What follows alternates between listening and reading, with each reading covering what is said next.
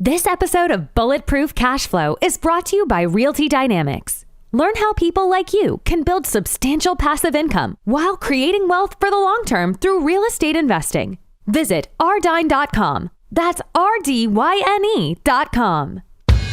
Most of that with EOS, so in other words, we're helping entrepreneurs figure out what they really want because, I've taken 135 clients and companies and entrepreneurs through my process. Someone will start out saying their goal is $100 million company. And I'm like, do you really want a $100 million company?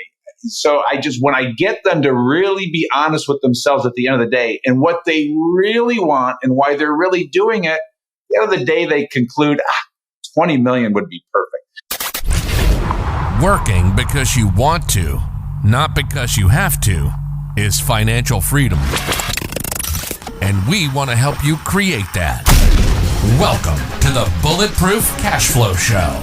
We're going to teach you how to achieve lifetime financial freedom through real estate investment. Your host is a multifamily syndicator and property developer. He's done deals reaching into the hundreds of millions of dollars. You'll hear from experts in all aspects of real estate investment, finance, development, and management.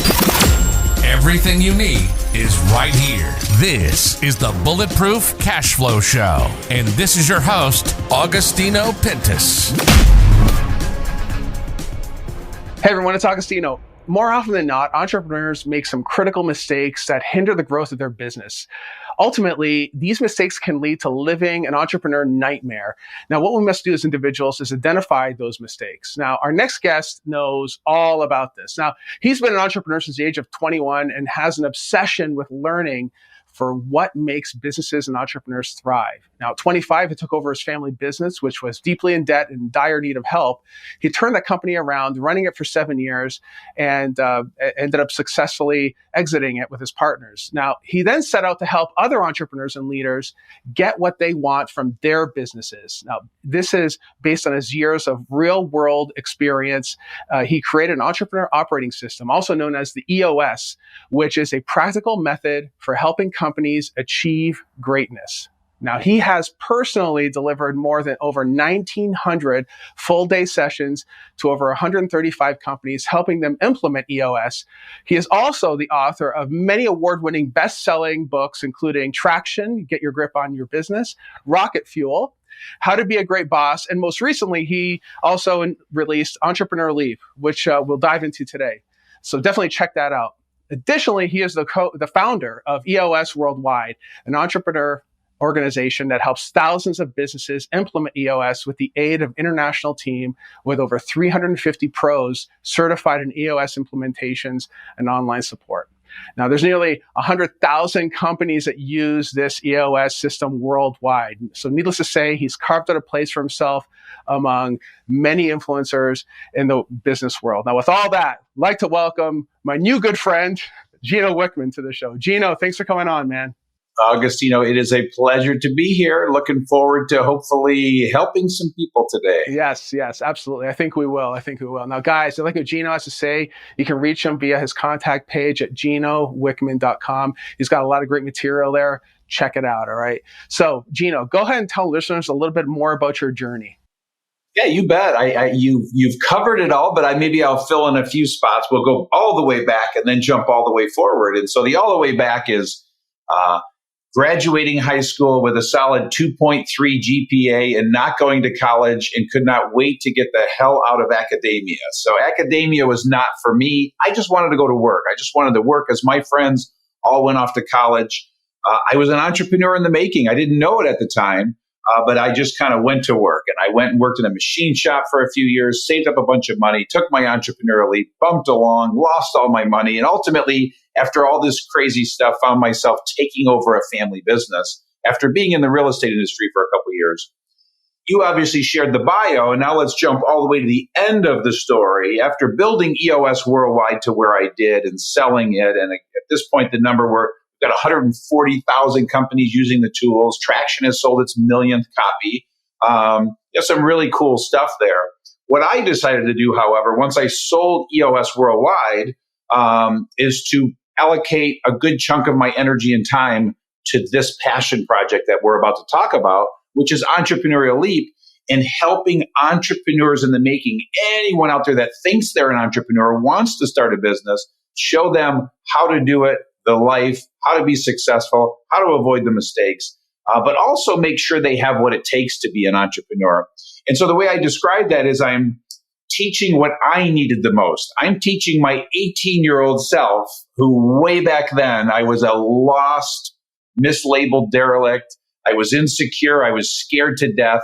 And it took me literally till I was 29 to realize that I was an entrepreneur in the making. And so I lost 11 years of clarity. And if I would have had this content that we're about to talk about when I was 18, I literally would have gotten an 11-year jump started. So anyone out there that's starting their own business, you've come to the right place today, because we're going to talk about making sure you have what it takes to build a great business and exactly how to do it. Excellent, excellent. Well, it's, as you're saying that, I got the shivers because I did the same thing. It's like you realize way too late, and then now you kind of have to rush to hurry up and get things done. But yes, hopefully we're reaching, this message is reaching someone who's a little bit on the younger side and pick up on this.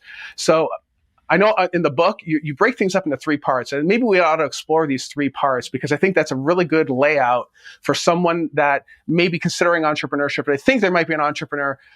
Maybe we explore that, the confirmed glimpse and path. Would love to. And as we launch in, you said something. You said young people. And what's interesting is the age of the person that takes their entrepreneurial leap. And when I created this content, I absolutely had young people in mind. Yeah. And what I realized, there's now some studies out that are showing that the average age of the person that starts their own business is 40. And so what I would suggest, as I was writing this book, as I launched this book, as I put this content out to the world, I'm thinking it's for an 18 to 22-year-old so they can make that decision early on, as I'm talking about my 18-year-old self. Well, what's happening is the age keeps skewing higher and higher and higher. So what I would suggest is, at this point, the youngest age to read this book and comprehend the content was 9 years old. I don't know the oldest yet, but I would suggest if you are 9 or 99 out there, this content is for you. So please don't assume that it's for young people. It's for anyone that is about to start a business. And so with that, what I do is I then help you, as a person who wants to start a business, wants to be an entrepreneur, thinking about doing this, is I take you through an emotional, psychological journey of self-discovery to make sure if this is right for you and show you how to do it. And I do it in 3 parts, like you said. And so there are 3 parts to the book, 3 parts of this content, and I think 3 parts to our conversation today, but I'll certainly let you lead us. You know your audience better than I do.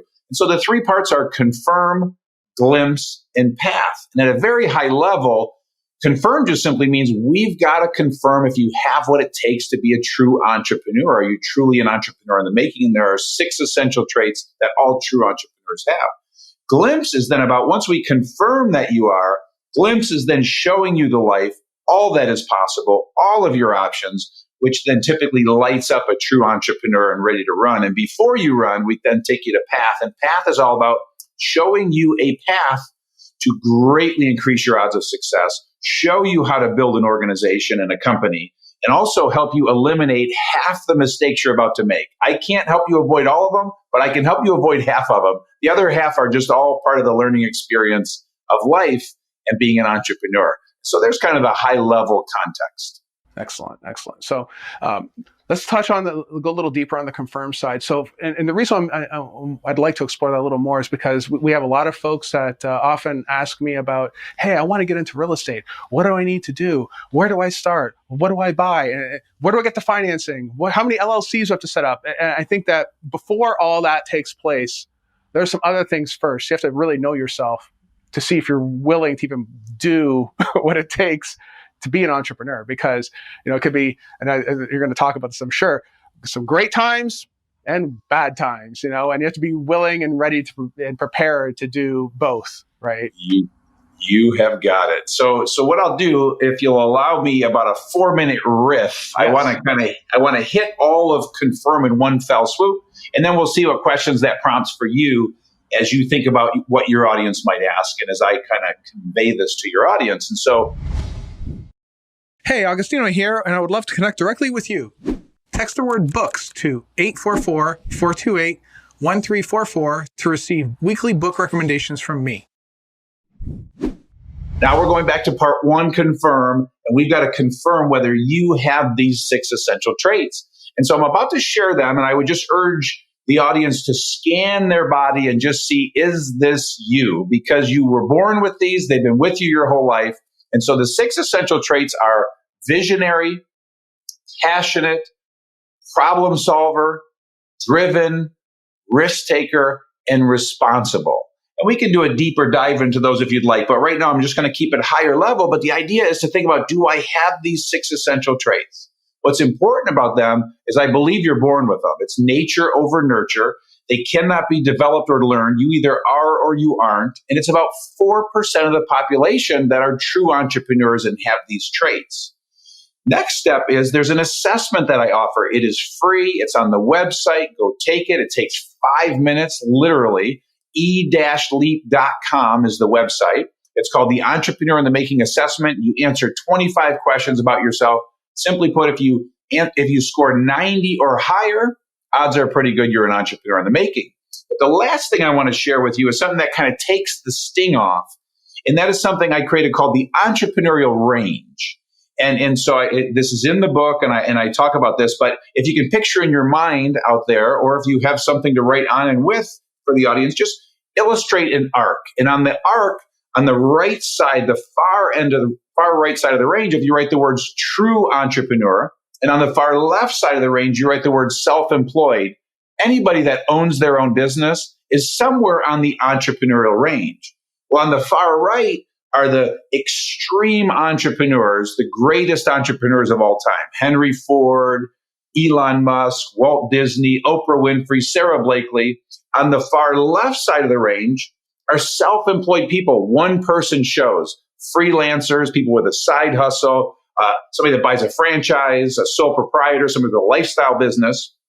So anyone that owns a business, you out there that want to own a business, you're going to land somewhere on the entrepreneurial range. Well, these 6 essential traits, what we're speaking to are people on the right side of the range. And so for me, I'm certainly not an Elon Musk. I'm not that extreme, but I'm about 75% of the range. I'm on the right side of the range.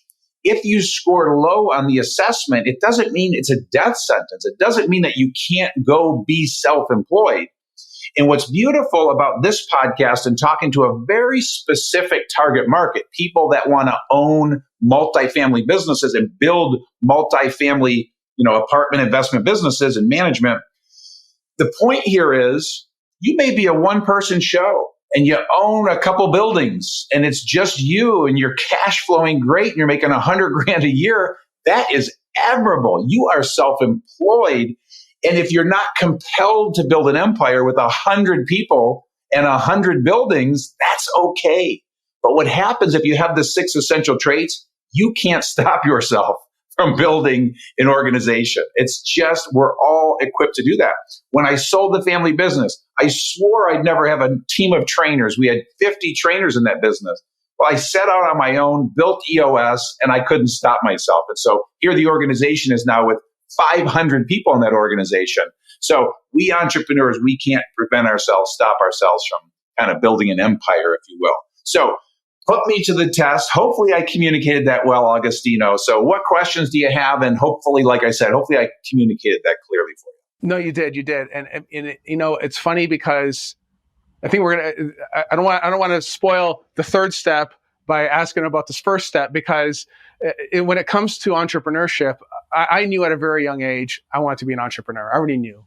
I said it maybe because I was limited in terms of my exposure to certain things. I thought I was going to be a tech entrepreneur and I was going to have my own thing. Regardless, it was going to be my own thing. I want to do my own thing, right? But there's people out there that say they want to do their own thing, but are not either willing to do the work or able to do the work. And I mean, that may be falling into one of those steps that they might be missing, right? So, I mean, at what point do they have to face reality? I mean, are entrepreneurs basically born? I know you said that it's very hard to get someone to become an entrepreneur, but I mean, what are your thoughts around that? Yeah, I mean, I have some very strong thoughts, and I hope I'm wrong. You know what I mean? So this is my 30-year experience working with thousands of entrepreneurs, and so I believe you're born that way. I believe you're born with these 6 essential traits. I believe an entrepreneur is defined by these 6 essential traits. And I believe it's 4% of the population. And so the truth of the matter is this content breaks hearts because right now everybody wants to be an entrepreneur. That's the bill of goods we're all being sold. In the 70s and 80s, everybody wanted to be a rock star. Now everybody wants to be an entrepreneur. And it's a fallacy. The tech billion dollar unicorn, everybody thinks that's the ultimate destination. You got sucked up in that helium as well. It's a career choice. Okay, it's a crazy one. And please, we entrepreneurs in these 6 essential traits, we are crazy people. It is not sane what we do. So while I break hearts, if you're one of the 96% that score low, I'm not doing it to be mean. I'm doing it to save you 10 years of hell. I believe that gives you the opportunity to check that box and say, I'm not an entrepreneur. It's okay. There are like 1,000 other career choices. And if you really want to be in this entrepreneurial world, then just attach yourself to an entrepreneur, partner with an entrepreneur, and go help them build what they're building. But again, it's only for the 4%. And like I said, I hope I'm wrong. But if I'm wrong, what that means that 7.5 billion people on this planet can all become entrepreneurs. And I just don't believe that to be true. I don't believe that to be possible. Anybody selling that, I also think it's kind of dangerous. Just like everyone can sing, everyone can't sing. So everyone can't be a rock star. So there's a little deeper dive into some strong beliefs that little old me has. Yeah, no, hey, man. I mean, I've coached a lot of folks myself, and I feel the same way. It's like they're either. And for me, it's a little more tactical, where I can see that there's a great deal of effort and work involved to learn the material, to apply the material, and there's no willingness to do so. Even more than that, we're on a path right now for this year to get about $200 million of assets under contract. Most people have a hard time sleeping at night trying to put that stuff together. And I don't. I'm perfectly fine saying I know what I'm doing, so I'm not worried about it all that much. But some other folks, they either don't want to, or they want to be able to sleep at night. Perfectly fine. Maybe you're not cut out for doing 200 million. Maybe it's 2 million, whatever. But to your point, it doesn't make you a bad person if that's what you want to attain. Perfectly fine. It's okay. Yeah, and here's the beauty. Okay, so the Entrepreneurial Range says on the far left, you can still be a one-person show, be self-employed. So you are giving this audience a wealth of content for how to buy, manage a building, generate cash flow. And so if somebody really wants to try this, embark on this entrepreneurial journey, go buy a building and try one, and then take a deep breath, let that sink in. And then if you feel ready, go buy a second one. And you'll clearly see when all of a sudden, if you have to start managing people and you're losing your mind over it and it's not fun to you, it's a really good sign that you're probably not an entrepreneur in the making, and you get to tap out at 2 buildings. But all of a sudden, if you go, holy cow, I get this, man. And all of a sudden you buy the 3rd and the 5th and the 10th and the 50th, and you've got 250 people. I think my largest real estate client has 20,000 units, 700 people. I'm trying to remember the numbers, but I mean, you can build this to quite an empire. But you got to want that. You got to be built for that. It is not easy stuff. Right. It's not for the faint of heart. Absolutely. No. Absolutely not. Okay. So let's dive into the second one, the glimpse component. Now, maybe just give an overview for the audience as to what that involves. Yeah, for sure. And here's what I love about, again, having a specific audience. So these are multi-family entrepreneurs, And so in Glimpse, I do 3 very specific things. Number 1 is I give countless real world stories about entrepreneurs in the making who started a business, show you exactly how they built it. So countless stories so you can see yourself in some of these people. Number 2, what I do is I share with you a day in the life of an entrepreneur, both heaven and hell, when it's really good and when it's really bad, so you can see the contrast. And sadly, most entrepreneurs live a day in hell. It's, most of them are just struggling. Well, there are 8 critical mistakes they make on the journey that put them in hell. And so I show you those mistakes so you have a glimpse of what they are, so you can head them all off at the pass, because every single one of them is avoidable. And then the third thing I do is I show you all of your options. And so I kind of hit right between the eyes this misconception that every entrepreneur is built to build $1 billion tech unicorn. And so what I show you there are all of your options. There are so many beautiful options as an entrepreneur. All of the industries available, all the types of businesses available, product or service, B2B or B2C, high price, low volume, low price, high volume, and size. And so I always like to say it's okay to build a $4 million heating and cooling company with 40 people that throws off a 20% profit. There's no shame in that. It's really hard and it's admirable. And so in that is just creating clarity about all of your options. And again, that's what the beauty of this podcast is. The option is clear for those that believe they're a multifamily entrepreneur. I want to take a pause from today's show to share something that I've been encountering. As I speak to many investors, there's this concern, and the concern is centered around the inflation we've been experiencing and the devaluation of our currency. Now, we've seen some of the highest inflationary periods over the past 30 years. That's up over 8%. Economists actually believe that inflation is closer to 20%.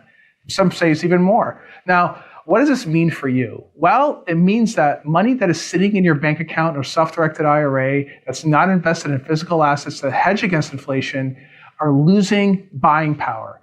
That means that every minute, every second, that dollar is becoming less valuable.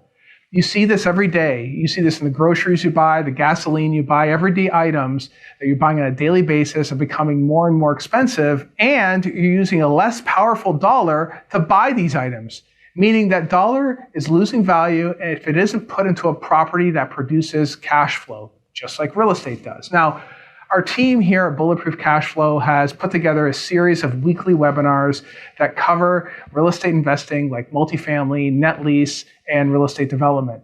Now, these are purely educational webinars. In these webinars, we talk about why real estate offers a powerful opportunity right now and why it makes sense to invest in these assets today.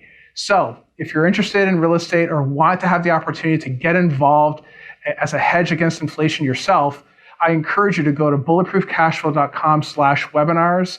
That's bulletproofcashflow.com/webinars. Now you go there, these webinars are 45 minutes and they cover different topics every week.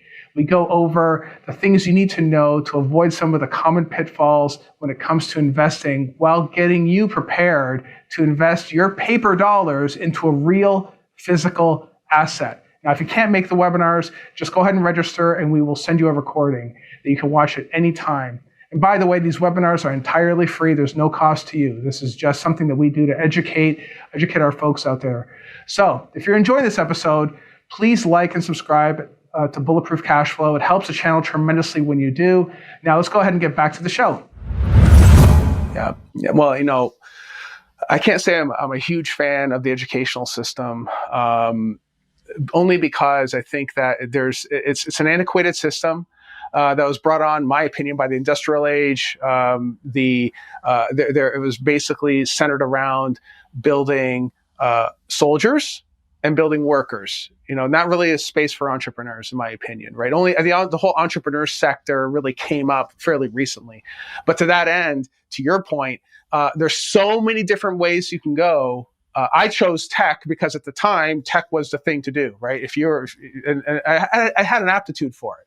But to your point too, you can go even deeper than that. Is it B2C, B2B? Do you want to be a service-based guy? Do you want to be a product-based guy? Having worked in Detroit, I know you're in Michigan as well. I got a glimpse into all that stuff as well, and the whole fact of having inventory sitting on shelves, rotting away, scares the hell out of me, right? So. And I did that. I saw it, and I'm like, man, I would hate to sit on millions of dollars of inventory sitting here, like watching it, with nobody to buy it. So I think that's a real big part of it, right? Because there might be folks out there that really want to do multifamily, but you know what? There's a whole lot of other things you can do, and maybe you're just better served investing in these deals as opposed to owning them yourself, right? But I mean, I guess, how does someone figure that out? That's the thing. I mean, I know you're presenting the stories and you have the framework in there, but it's like, how do you figure that out? I mean, that's probably the biggest part, right? It is so simple, not always easy, but simple. And so this is what I'm talking about in that third part of the glimpse part of the book.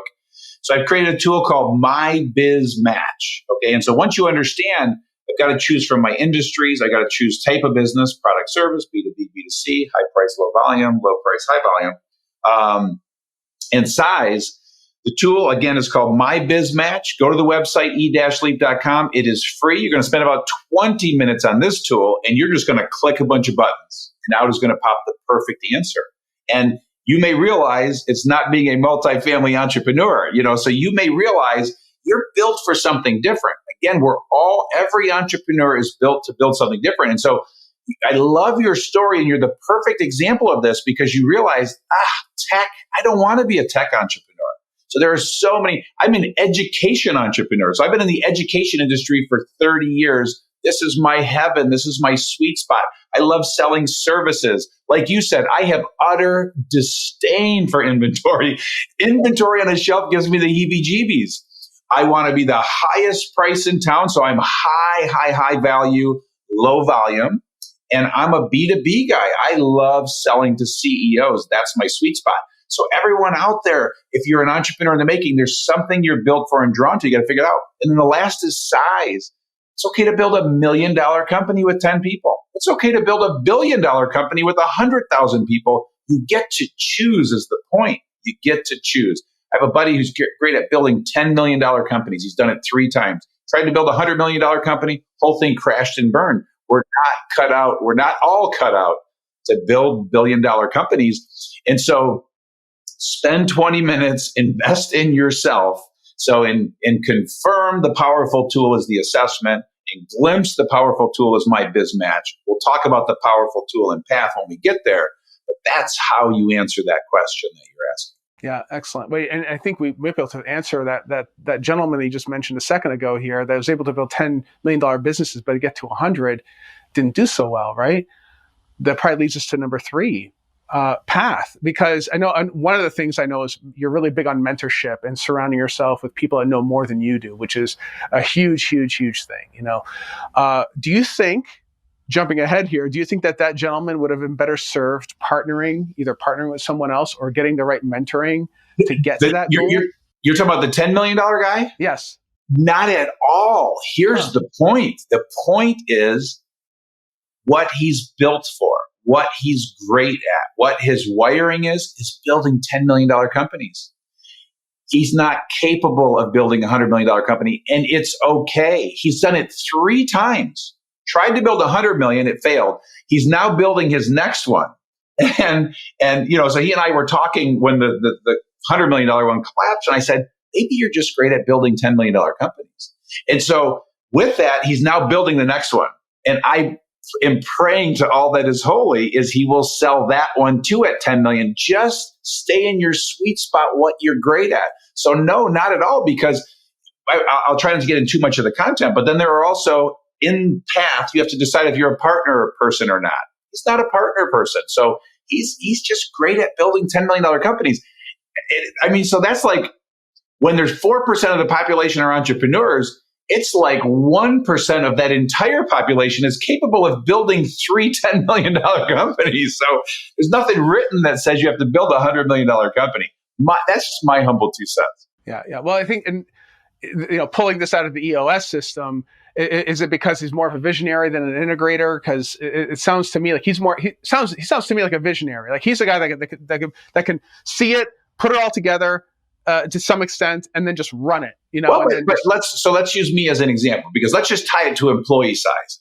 I just personally think he likes having a small team, 40 people, that he can get his arms around.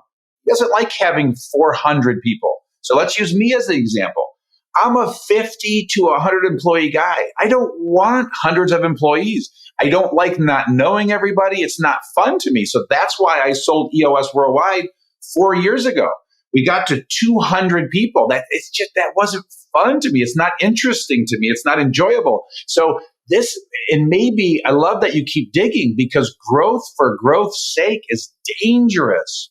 Build what you want to build what you love, enjoy what you build. And so I don't want to stare at 200 sets of eyeballs, 300. The company has 500 people now, and it gives me the chills.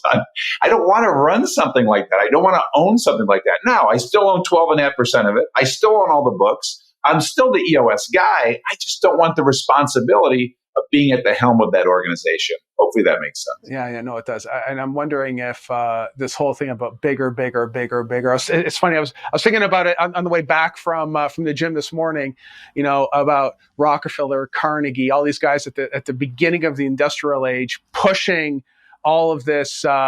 I guess bigger buildings, bigger roads, bigger everything, bigger, and it's kind of like it's become part of the American psyche, where it's like if you can't get big enough, you're just a loser. Sort of. I'm not saying it's true. I'm just saying, like, with air quotes here.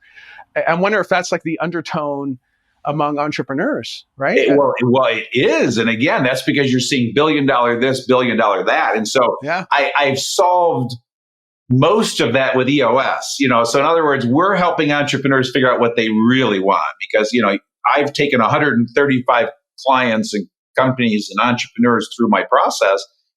Someone will start out saying their goal is $100 million company. And I'm like, do you really want a $100 million company? So when I get them to really be honest with themselves at the end of the day and what they really want and why they're really doing it, at the end of the day, they conclude 20 million would be perfect. So yes, they're caught up in the helium. They're caught up in all the peer pressure. They're caught up in thumping their chest. And the second you can remove your ego and listen to your soul, 100 million, billion, for most, it's just not necessary. But for some, it's vital. A Jeff Bezos and Elon Musk, and we can go through the list. These people are built and put on the planet to build billion-dollar companies. And amen and hallelujah. Yeah, and you know what? I think that you kind of have to have your own internal. I guess you have to really have come to it on your own, sort of, or with a mentor, right? What do you really want? I'm on the path. I want to build $1 billion real estate organization. I'm cut out for it. I believe I am cut out for it, so I'm doing it, right? I have a set plan. I know how to do it. I've done it before in terms of other businesses. So, but some people they say they want to do it, but are they willing to do the work? And to your point, are they sure in their mind that's really what it is, or is it just a whole peer pressure thing? And do they want to wake up every morning responsible for 1,000 livelihoods? Yeah. Not everybody does. Not everybody does. Okay. That's okay. Not everybody does. That's right. So the third thing, path. All right, path is super important, because I think that touching on the whole the education system, I know is a big part of this as well, right? Because myself, hey, undergrad, 2 master's degrees, did all that, and I think back and I'm like, would I have done it again? I'm not sure, but in a way, it's like it made me who I am.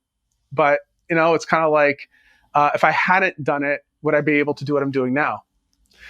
Hard question to answer, right? Hard question to answer. Well, so here's what I would suggest. As we go into path, I'll say a couple things to set the stage for path. First of all, this is the meatiest part of the book, okay? And so the first 2 parts, we had to confirm that you are, because to start talking about a path and you're not an entrepreneur, it's like wasting your life. So we got to confirm. Showing you a glimpse, again, creates context for your brain, so that everything I'm about to teach you in path and show you how to build a great business, all of a sudden, contextually, you will get everything. And so now is where the fun begins. So now you've confirmed, you're lit up with glimpse, and you're fired up to go. Now I'm going to pull back on the reins and say, okay, here's how to build it. So what I'm going to do is I'll start with just the chapter headings in path, just to give you a sense of the content in path. And then we can drill on any of the ones that really jump out at you. So the first chapter, right where you're taking us, is called College or Not. And so I present all the facts. It's not an anti-college message by any stretch. But once you realize you're an entrepreneur in the making and you know what you want to build, you've got a decision to make. Is college really going to help you, or is it not? Next chapter is all about discovering your passion. Passion is the number one reason you will succeed. And so you've got to know why you are doing this. The next chapter is how to find a mentor. Having a mentor is a speed pass to building what you want to build. Next chapter is on the power of 10-year thinking, get you to slow down and actually grow faster. The next chapter is called the 8 disciplines for increasing your odds of success. The next chapter is called the 9 stages for building your business. So I show you all of the stages as you build it. And the last is a lifetime of growth, learning, and motivation. So where do you want to take your audience? Let's explore the education side of things first. I know that I gave my personal thoughts around it. I tell my son, who's going to be 12 years old here soon, that I say, son, school is great to build discipline, teach you how to study and learn, apply logic. Not to say you can't do it outside of school, but network, build some of the most lasting relationships. I mean, that's what I say anyway. I mean, what's your take on that? Like, you've actually said the biggies. So in all of my clients, I was a little tainted in the first 10 years because I would ask them, do you have a degree? Most of them would say yes. I say, what are you using from your degree as an entrepreneur? They would say nothing. And I'm like, why in the hell would you go to college if you're an entrepreneur? So I was biased. But then I asked a follow-up question the next 10 years. And I would say, knowing everything you know now, would you go back? And they all said yes. And I said, why? And they said, because the relationships I built and the testing ground for all of my ideas. And obviously, I learned how to learn. It teaches you how to learn. The learning how to learn thing, I appreciate what you said right after you said that, because it's not the only place to go learn how to learn. Because for me, what I did is I learned how I learn, and it is not the way academia teaches me. And so that's why I had to get the hell out of that system, and I learned the way I learned. So the point is, if you realize you're an entrepreneur in the making, you know what you want to build, you have to decide, do you want to go to college? And is this going to help you do what you're about to do? And if you want to build those relationships, have that testing ground, learn how to learn, then by all means, go. So what I do in this chapter is I present all the facts. I present a laundry list of billionaires that went to college and billionaires that didn't go to college, all entrepreneurs. I share the statistics. 46% of all small business owners have a degree, which means 54%, most do not have a degree. But it's a 50-50 thing. And then there's a list of, if you go to college as an entrepreneur, a list of all the classes you should take. And this is feedback from all of the entrepreneurs that went to college, have degrees, and say, if I could go back, here's what I would take that would make me an even better entrepreneur and ramp up my learning experience. So at the end of the day, it's a decision. You're going to go spend $100,000 on that degree at a minimum, in most cases. You want to take that $100,000 and invest in yourself as an entrepreneur and go build your business, or are you going to put that $100,000 into college? Just make sure you get a return on your investment. That's right. And we're not taught to think that way. ROI, we're not taught, we're not even informed of that whole, that terminology until after we're done school, right? It's easier. I think there's some quote floating around the internet right now. It's you can't get a $10,000 business loan, but you can get a $100,000 student loan. What does that tell you? What the scam is, right? My opinion, anyway. So, yeah, exactly. Yes. Okay, so we covered some of the main topics of the book, which is great. Based on your experience, though, what are some of the most critical mistakes that entrepreneurs have? Based on all your experience, and you've talked to thousands of entrepreneurs, what have you found to be the most critical mistakes that most of these entrepreneurs make? Well, there's 8 of them, and I'm going to let you pick the one you want to drill down on. So here are the 8 critical mistakes that almost every entrepreneur makes and ends up living the nightmare. Number 1, not having a vision. Number 2, hiring the wrong people. Number 3, not spending time with your people. Number 4, not knowing who your customer is. Number 5, not charging enough. Number 6, not staying true to your core. Number 7, not knowing your numbers. And number 8, not crystallizing roles and responsibilities. Excellent. And you know what? The one that's nearest and dearest to my heart is number 2, right? Not letting in the wrong people. And I spent a lot of time in corporate before getting into real estate. And most times it was really terrible for me being an entrepreneur with shackles on. That's the way I looked at it. But the best time I had was working at a great company where I basically was autonomous to do whatever I wanted. It just gave me a budget and go do what you want. It was super. So from a distance, so to speak, outside of my department, I watched operations make some critical errors. And one of the things they did was they let the wrong one in. They let someone in who would bring a fresh outlook, was this other crap that people come in and it went totally against the grain of the business. And that one hire wreaked havoc, even though that lady only lasted for 3-4 months. That wasn't even that long. She wreaked havoc for years to come, because many of the people, like as soon as she started, people just walked off the job. Enough of the people walked off the job to change the whole culture again, for the worse.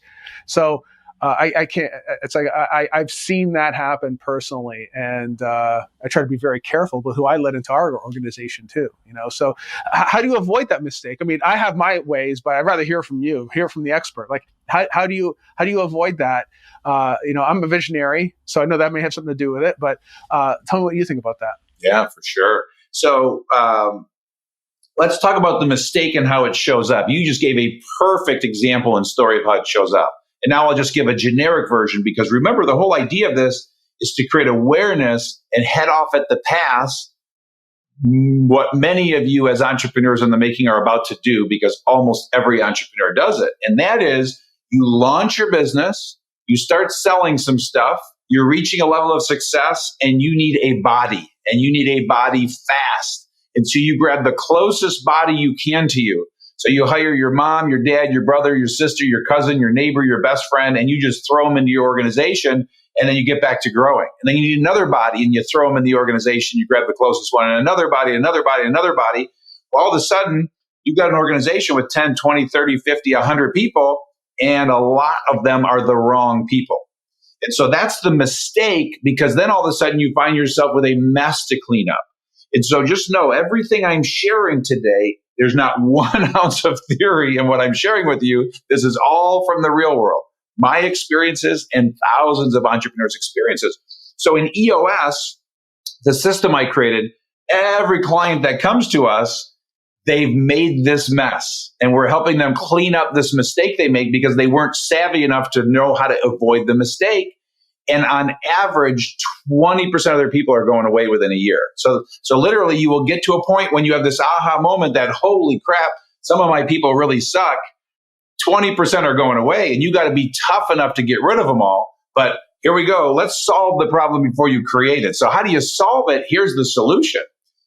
As you go forward and as you build your organization, and remember, reading this book cover to cover, studying this book, obsessing about this book, it's all the pieces coming together that are going to solve all this for you. But as you get to a level of success, you need to hire someone. You need to first look at your structure of your organization and think about the function you're trying to fill, and hire for that function, and hire somebody who has the skill set to do that job. And rule of thumb is pick the one that you're least good at. And so it might be time to free up finance. It might be time to free up operations. It might be time to free up marketing. It might be time to free up sales. You need to find somebody who has that skill set, not the closest body, the skill set. And number two, you have to find somebody who has your core values. And so in this book, I'll teach you reach a level, there's a stage of growth where it's time to discover your core values. You hire people that only have your core values. And if you do those two things, you will hire great most of the time. You'll still make a mistake or two, but when you make a mistake, you'll instantly know you did. And so you'll slow hire everyone and quick fire. When you know you made a hiring mistake, all of a sudden, you'll seamlessly just grow to the next level and not have to clean up a mess of people from hiring the wrong people from the past. Yeah, no, that's a huge thing right there.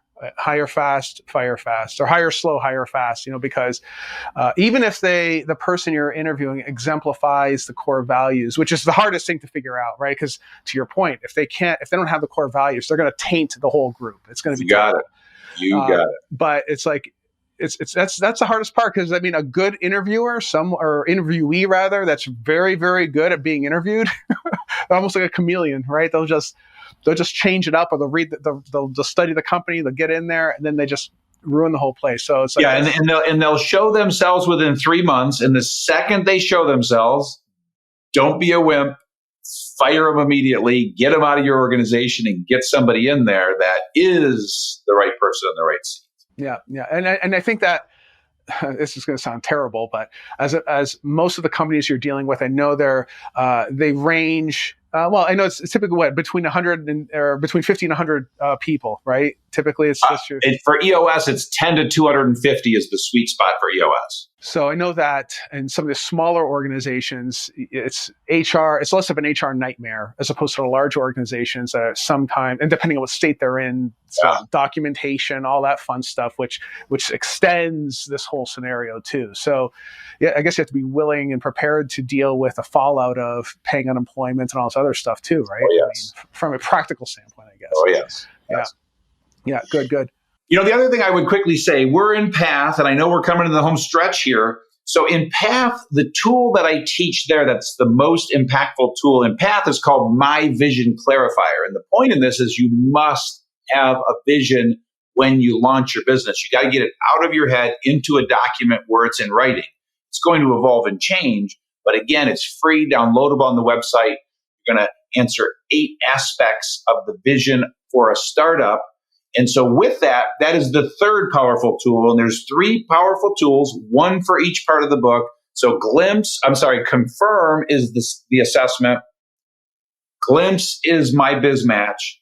PATH is My Vision Clarifier. We call those the 1, 2, 3 roadmap. And so what I urge you to do is go to the website, click on the 1, 2, 3 roadmap. It will take you through all 3 tools. And what you will have then is a roadmap to go start a better startup. So I urge you, all of that is free. Take advantage of the free tools and set yourself up for success. Excellent. Well, to your point, and we're on the home stretch here, for someone listening, what sort of bulletproof cash flow or bulletproof advice would you have for that person listening right now? Yeah, so here's what I would suggest. The whole idea with Entrepreneurial Leap is to get you to your 10th employee. And when you hit the 10th employee, then it's time for EOS and it's time to scale and grow and build an amazing business. So right now, we just got to get you to take a deep breath. And so the bulletproof advice is to please study this book, study this content, but just simply go to the website first, e-leap.com, and you will see a wealth of free content. This is a passion project. I've got nothing to sell you. The first 30 pages of the book is downloadable as a free chapter. Worst case, you'll buy a book. Do the 1, 2, 3 roadmap, as I mentioned. The only thing I would suggest is, as I said, it's a passion project. And our goal is to impact 1 million entrepreneurs in the making by 2030. And the way we're doing that is through collaborators. And so if there's anyone out there like yourself that has a passion for teaching, helping, coaching, guiding, mentoring entrepreneurs in the making, I give you all of this content for free to go teach to the world, do with it what you will, charge for it. We call those collaborators. So when you're on the website, if that's appealing to you out there, just click on the Become a Collaborator button and join forces with us. And so other than that, I just urge you to please know thyself, be yourself, and go take on the world. Excellent. Thank you so much for joining us today. Really appreciate everything you've given us today. So guys, if you want to reach out to Gino, you can reach him via his website at ginowickman.com. Don't forget to check out his stuff online, www.e-leap.com. Check out his book too, as well. Chock full of great information. If you are an entrepreneur, this is the kind of stuff that you need to be successful. As a guy that's studied his material, I'm telling you right now, it's worth gold. Thanks for tuning in, and I'll see you next episode. Take care. You've been listening to the Bulletproof Cash Flow Show. We hope you've enjoyed the show. We know we had fun. Make sure to visit our Apple Podcast page and leave us a 5-star review. We hope you've gotten some useful and practical information from the show. For real estate coaching, events, and resources, hit up bulletproofcashflow.com. Till next time.